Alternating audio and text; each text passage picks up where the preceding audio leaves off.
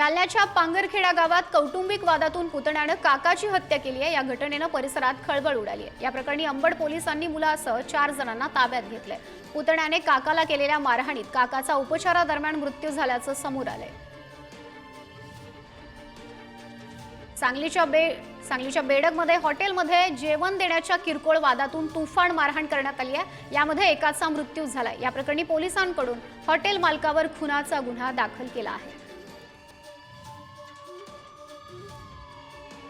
नागपूरच्या शासकीय वैद्यकीय महाविद्यालयामधील असिस्टंट प्रोफेसर महिलेचा घरात खून करण्यात आलाय।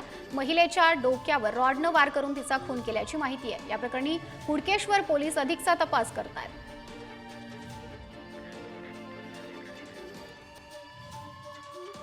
जालन्याच्या विशाल कॉर्नर परिसरामध्ये एका अज्ञात व्यक्तीचा मृतदेह आढळलाय। या घटनेमुळे परिसरामध्ये खळबळ उडाली आहे। मृत तरुण ट्रकवर क्लीनर असल्याची माहिती आहे। चंदनजिरा पोलिसांकडून या प्रकरणी तपास सुरू आहे।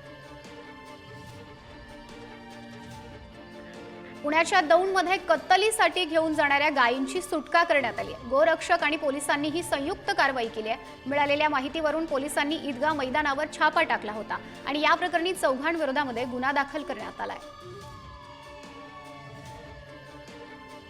गडचिरोलीच्या कोरजीत अवैध दारूची वाहतूक करणाऱ्या पोलिसांनी सापळा रचत अटक केली आहे, तर मुख्य आरोपी फरार आहे। कारवाईमध्ये 9,97,000 रुपये किंमत असलेले एकूण 100 दारूचे बॉक्स जप्त करण्यात आले। यासोबत वाहनं सुद्धा पोलिसांनी ताब्यात घेतली आहेत। उल्हासनगरमध्ये एका अल्पवयीन मुलीचा 28 वर्षीय नराधमाने विनयभंग केल्याची घटना घडली आहे। या प्रकरणी हिल लाईन पोलिसांनी आरोपीला अटक केली आहे। आरोपीला न्यायालयामध्ये हजर केलं असता त्याला 1 दिवसाची पोलीस कोठडी सुनावण्यात आली आहे। नागपूरच्या इमामवाडा पोलीस ठाण्यामध्ये IPS अधिकाऱ्याविरोधात लैंगिक अत्याचारासह अॅट्रॉसिटीचा गुन्हा नोंदवण्यात आलाय। लग्नाचा आमिष दाखवत लैंगिक अत्याचार केल्याचा आरोप एका डॉक्टर महिलेने त्यांच्यावर केलाय। पोलिसांनी या प्रकरणी तपासाला आता सुरुवात केली आहे।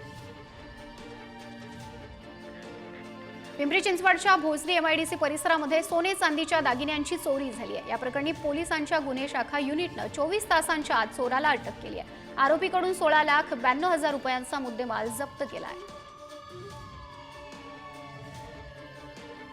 नंदुरबार जिल्ह्यातल्या निलदयपाडा जंगलामध्ये अवैध साग लागवड जप्त करण्यात आलेला आहे।